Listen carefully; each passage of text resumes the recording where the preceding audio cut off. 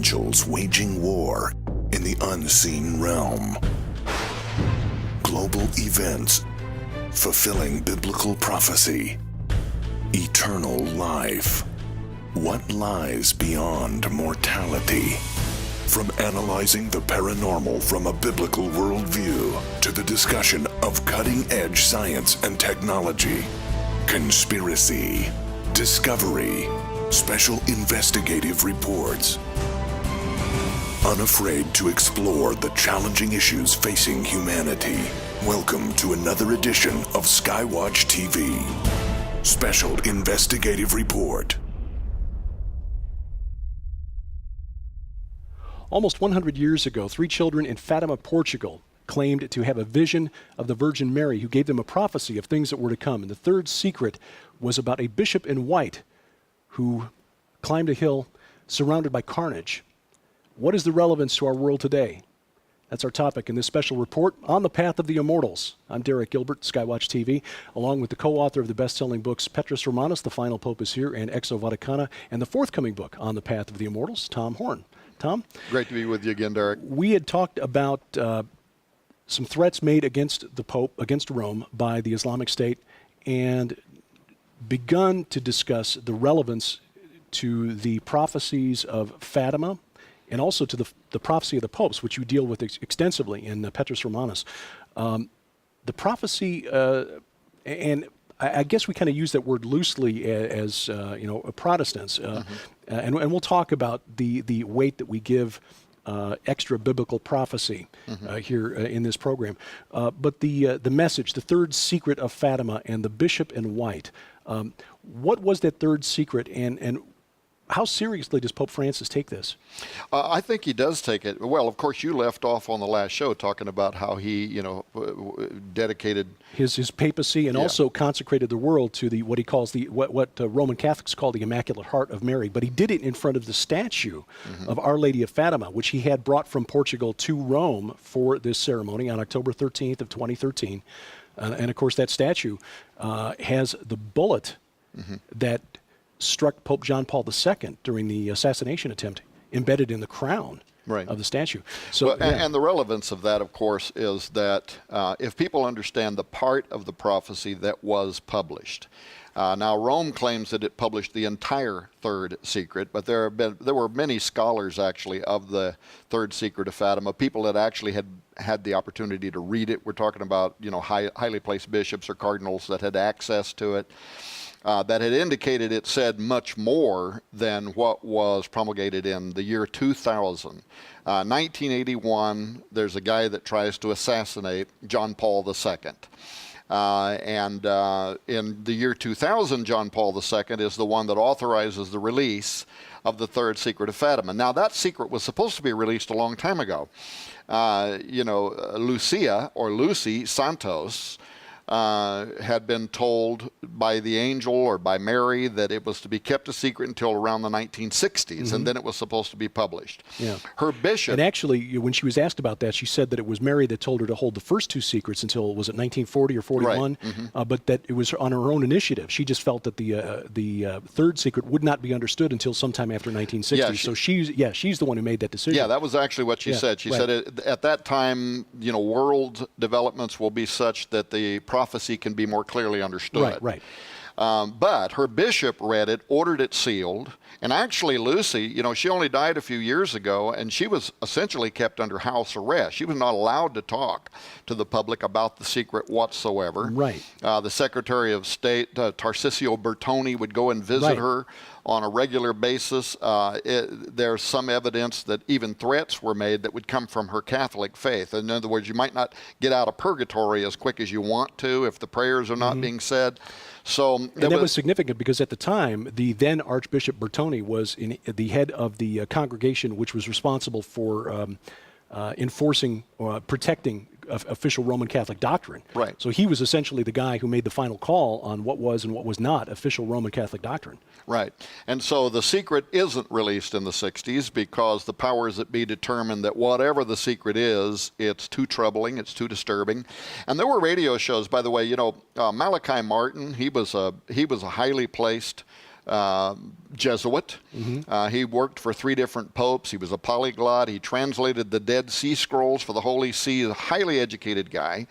And after he was relieved of his priestly duties on request of the Pope, becomes a best-selling author, and he's writing these books out there. And some of his books are, I mean, they're very maverick. They're saying things about Rome becoming the seat of the Antichrist, and about the enthronement of the archangel Lucifer at the Vatican, and all these things he's saying. And then he would be on TV and on radio. And one of the shows he was on, somebody called in one day and they asked him about the third secret of Fatima, and they said they had heard that the third secret had to do with Rome becoming apostate and becoming the seat of the Antichrist. And Malachi, and you can still listen to the audio file, he says, yes, it sounds like they have read the third secret of Fatima, which he had access to. Well, that's contradictory to what was published in the year 2000 when John Paul says we're going to release the third secret, and it describes the bishop in white. A bishop in white, he's walking through a city that is, sounds like it's been bombed or it's been hit by a meteorite or something has happened because the city is just in ruins, half in ruins. Corpses everywhere. Corpses everywhere, people dying everywhere. He's walking along praying for the people as they're dying, and he's trying to make his way to a cross. And at that time, ISIS-like fighters run into the city and they shoot him, right? And they kill him. So in 2000, you had Cardinal Ratzinger, who went on to become Pope Benedict. He was part of the committee.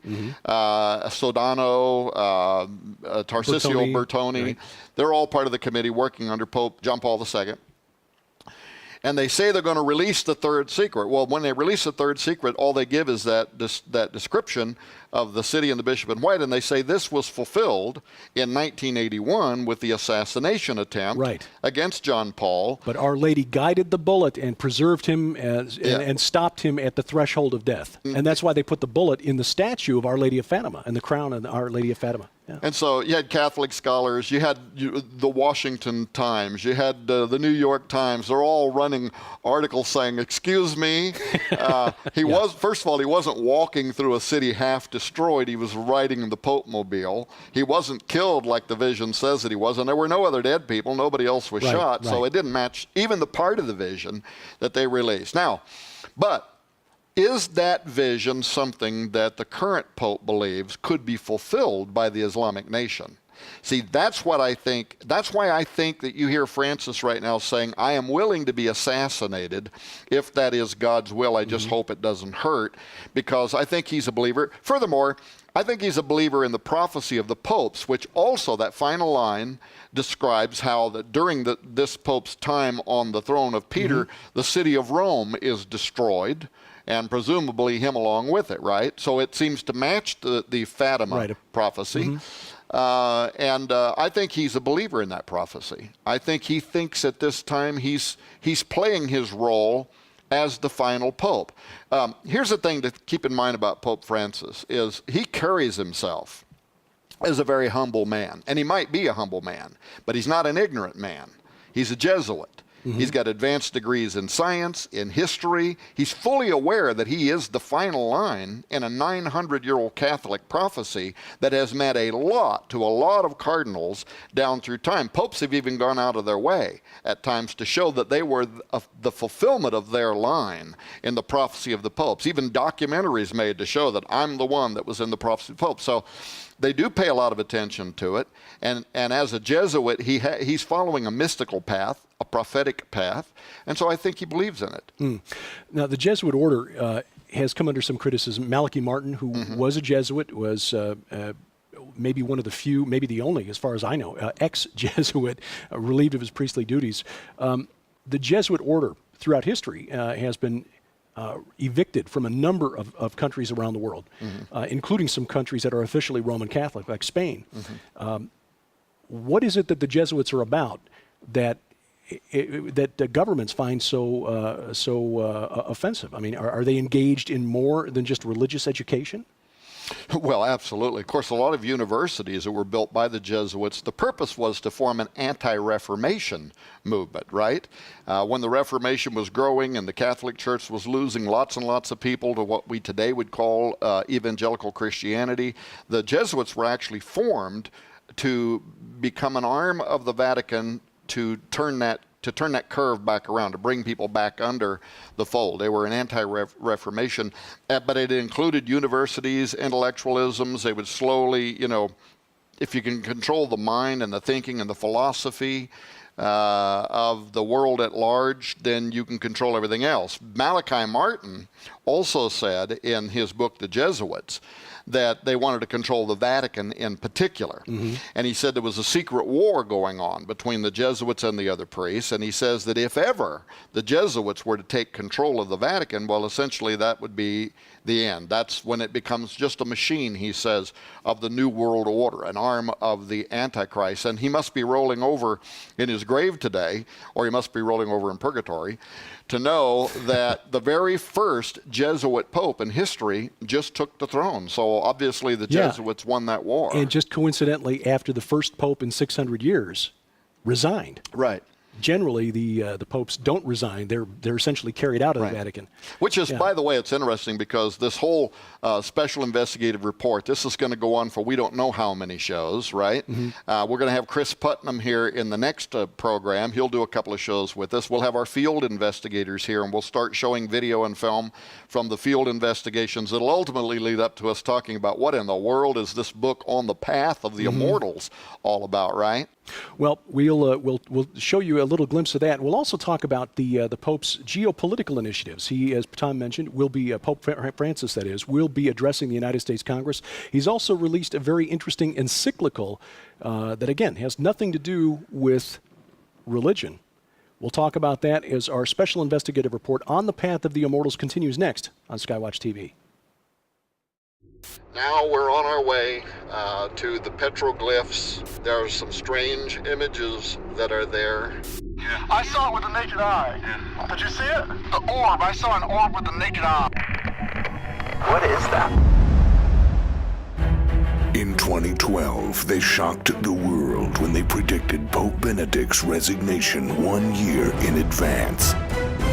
In 2013, they uncovered the mysteries of Mount Graham, the Lucifer device, and the Vatican's secret plan for the arrival of an alien savior. For the last 24 months, Tom Horn and Chris Putnam have been working behind the scenes on their most guarded project and greatest discovery yet. Mount Graham in Arizona is said to be a portal, and the Jesuits admit they are monitoring something there that is approaching the Earth. But as the Vatican knows and the authors just uncovered, this mountain is not the only gateway to another dimension. Now, in their new book, On the Path of the Immortals, Tom Horn and Chris Putnam set out with cameras and field investigators to document the most astonishing evidence of those behind the veil. Armed with inside intelligence from the native peoples, they unearth chilling evidence of what the Bible says about sacred locations and the giant beings that await their time from within. They claimed that they could actually conjure light ships down, UFOs, aliens. So what would have caused these ancient Pueblo Anastasi Indians to have departed this area with such great haste? We don't know why they never finished completion of the Sun Temple. Many of them escaped right through some of these mountains, some of these old Anasazi ruins. Travel with internationally acclaimed investigative authors of Petrus Romanus and Exo Vaticana to learn the truth behind a secret so fantastic that it took 2 years and thousands of miles of research to document what has been kept hidden from the public by elitists and intellectuals who are planning mankind's assimilation under a coming savior. Here's the six-toed giant our Indian guide told us about. And there's the fallen reptilian with the halo above his head that came through the portal. One whom the prophet Daniel foresaw as an alien god.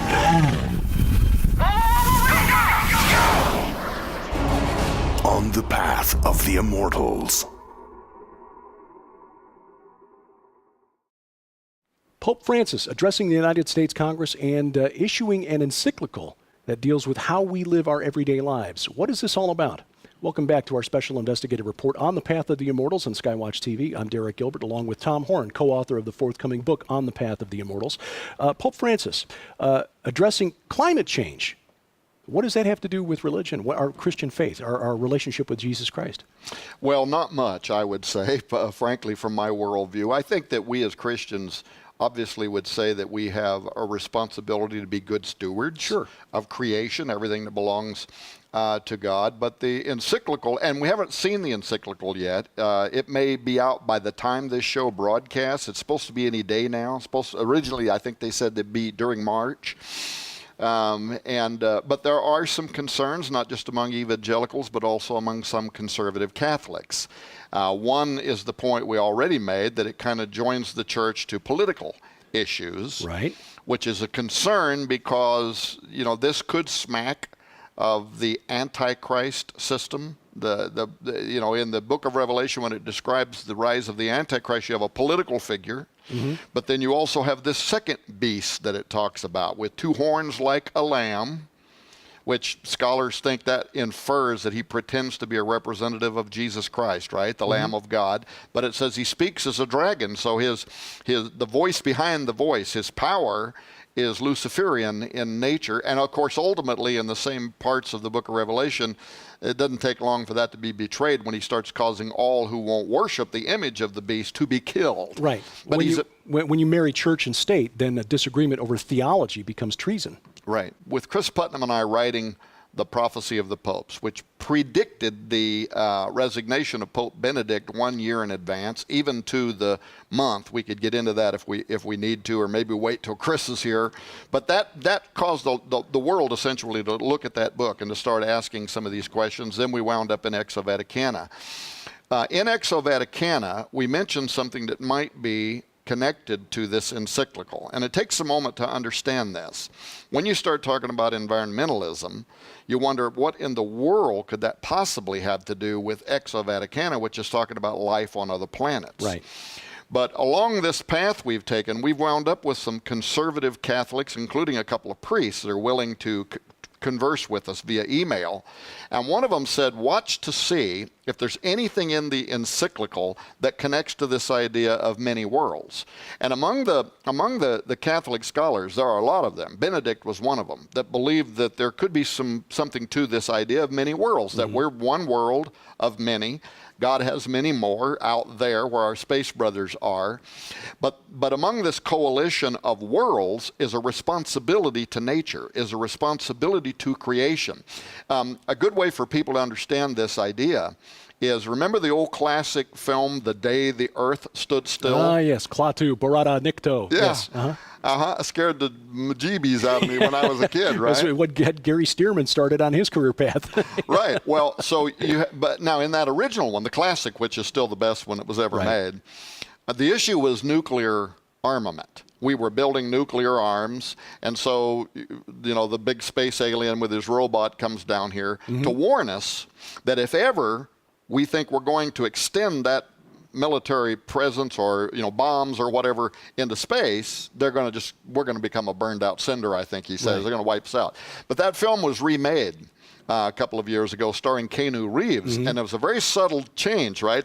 He comes down, he's got the giant robot, but now the whole issue is environmentalism. And this is very much taken from some of the Catholic thought about many worlds, that the angels are watching, our space brothers are watching, God is watching, and we have a responsibility to the environment. And that's a very close step to saying we are the disease. That's essentially what the spaceman in the remake of that film says. We are the disease. And this goes, of course, into Gaiaism. Will what the Pope says in his encyclical, will it hint at this idea that the earth is a living, sentient organism? Well, that's really interesting because the previous Pope, Pope Benedict, in a homily in 2009, praised the work of the Jesuit Father Pierre Teilhard de Chardin, who is called by some the father of the New Age movement, but also called by some the father of the Internet, because it was he who first coined, a couple of terms that we're very familiar with. One is transhuman, and the other is social network. And he believed that he believed in evolution, and he tried to reconcile that with his faith by postulating that creation is evolving, and that as it evolves and our social networks become more complex as humans, as the world around us, the biosphere, becomes more complex, that it becomes sentient, and that at some point we will all wake up, become one with the universe and the omega point. So, and Pope Benedict actually said that the role of the priesthood was to consecrate the earth into a living host, which in Roman Catholic catechism, the host is literally the body of Jesus Christ, miraculously transformed from a wafer into his body during the Mass. So there is some thought there that perhaps this influential Jesuit thinker, Teilhard, is influencing current Roman Catholic thought, and that our role on the planet is to, again, shepherd the planet to our next stage of evolution. There may be some connection there to this idea that we are to join this, I don't know, the space brotherhood and becoming one with the cosmic Christ, the omega point, as Teilhard put it. Yes. Yeah, absolutely. In fact, Benedict actually wrote in his own book about Chardin and praised his thinking, which tells you that at least that pope, and it's possible that this current pope, being a Jesuit, and that was what I was told to watch for. Now, since we don't have the benefit of the encyclical yet, but that is something to watch for in 2015. It's to watch for in 2015. That and actually, here's what I was told was that, and this is not something mysterious. Oh, Tom's referring to a mysterious informant or something like that. It's just to be watched for. That if something that might smack of astrobiology is not included in this encyclical, look for something later this year. In fact, that can be sourced to the current leader of the VORG, the Vatican Observatory Research Group, Jose Gabriel Funes, gave an interview with the Catholic media recently. Pretty soon, he said he's going to turn his attention to astrobiology. Well, when Funes says that, he would know because they're friends, and they both have an interest. Bergoglio earned degrees in chemistry and had ambitions of actually entering into science fields before he became a Jesuit. So whether it's the encyclical is going to hint at it or later this year, but it's going to take us to the second book, Exo Vaticana, and some of the shows that we'll do when Chris Putnam gets here, because it sounds like they might be preparing us for this coalition of worlds, this many worlds idea, in that maybe they think they know something. And they've been saying a lot of things over the last few years that lead you to believe that they think they know something about disclosure. And of course, again, that goes back to Malachi, 97, when Art Bell says, right, something coming in possibly the next 10 years. Right. Yeah. Or at the very least, they're hedging their bets because it is believed by many that Christians would find their faith rocked if suddenly E.T. were to land on the White House lawn, which isn't necessarily the case, but that's for another program. So we'll deal with those in the forthcoming programs with Chris, the links between the scientific research, the astronomical research, and perhaps these ideas that the ties to how that would affect their positions of faith. But there was something else I wanted to touch on real quick with just a couple of minutes. Last fall, the former president of Israel, Shimon Peres, traveled to Rome and proposed to Pope Francis the idea of a United Nations of religions, with Francis perhaps developing the idea, shepherding the idea to fruition.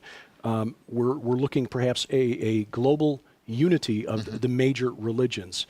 What is your thoughts on that? Have your research turned up anything on that? Francis has actually talked about it. So, he's coming to the United States. He's going to speak before a joint session of the U.S. Congress. He's going to speak before the United Nations. But then when he goes back to Rome, he's already announced, I don't know if the date is set yet, but he's announced that he's going to call all of the leaders of the world's major religions together to talk about how we can work together in better cooperation and unity.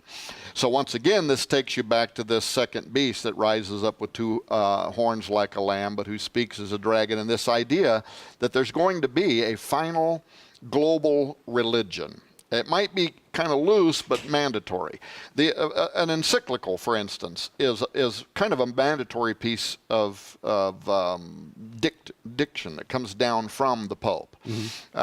He gives his encyclical, which he's going to do any day now. It goes to all of the bishops, and then the bishops have the responsibility of passing forward that information to all 1.2 billion Catholics in the world, and it becomes a moral responsibility for them to follow whatever the encyclical is. Well, so this Pope's on a mission. And what might the next encyclical be? What might the next authoritative statement be? He's already telling us that following these things, he's going to get all of the nations, all of the leaders of the religions of the world together. I don't know if that's other than Christian. It might just be all the denominations of Christendom, and talk about how we can form global unity. One very quick thing. I know we're going to run out of time, but people have heard me talk before, too, about the Zohar 700 years ago. Now, this is the most important book of Jewish Kabbalah ever. The Orthodox Jews pay attention to it.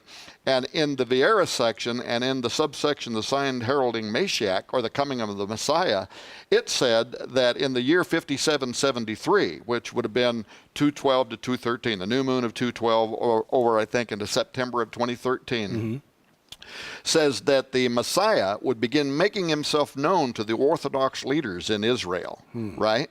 And then slowly from then forward start making himself known to the nations of the world. Well, if that prophecy is true, then the Messiah, whoever that person is pretending to be or is, made himself known.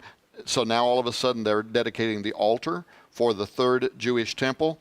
And I even wonder, this new television series, Dig, which is implying that there's movement now about among the Orthodox priests and others, that what are they going to announce? They found the Ark of the Covenant. And the Temple Institute is already putting out articles about the significance of the red heifer and so forth. Right. So we are seeing a culmination. We talked about the Muslim prophecies, especially the apocalyptic Mahdist versions of their prophecies. We're seeing Jewish prophecy, perhaps, coming together, and movement on the part of Rome that indicates that they see something coming that may signal the end times. Well, and this Zohar, the point that I was going to make is it too sees the destruction of Rome at about that same time. So there is a whole concatenation of prophecies here coming together from the Jews to the Catholics to biblical to Islamic. All of them seem to be coming together at one time. Yeah, and it's a lot to get your head around, but if you'd like to do it, now is the time, because we're offering, as part of our special report on the Path of the Immortals, a special package that include the first 2 books in what has become a 3-volume set. Petrus Romanus, The Final Pope is Here, Exo Vaticana, Chris Putnam and Tom Horn's first 2 books, their forthcoming book, On the Path of the Immortals, which will be released very shortly. All those 3 books together, combined with an excellent primer on the space brother meme, if you will, What Lies Beyond, the author Jeffrey Mardis. Those 4 books plus 2 DVDs, special investigative report on the Path of the Immortals, and Tom Horn's presentation at Chuck Missler's Strategic Perspectives Conference on the secret Vatican and alien Antichrist connection. All of that together, a $120 value for just $39.95.